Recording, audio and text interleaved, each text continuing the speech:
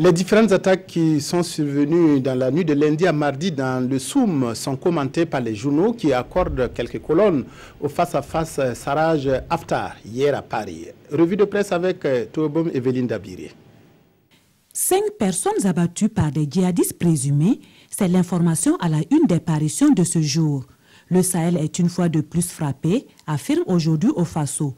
Bilan, 3 villages attaqués, 5 personnes tuées, informe le quotidien.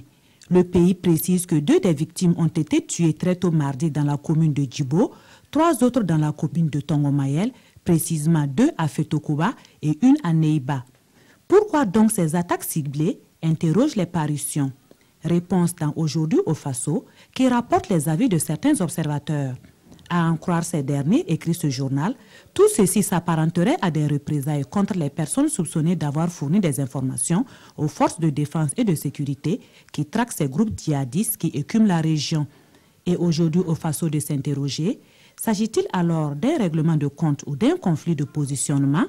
Autre sujet d'intérêt des quotidiens de ce jour, la rencontre entre les 2 chefs libyens et le président français pour une sortie de crise.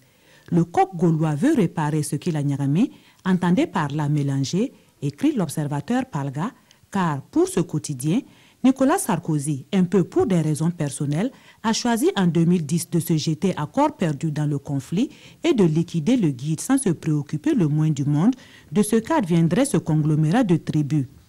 Et après cette rencontre entre les 2 frères ennemis, c'est un accord à minima qu'est parvenu à arracher le président Macron, estime aujourd'hui au Faso, un accord qui se décline en 2 points fondamentaux, le cessez-le-feu et des élections au printemps prochain.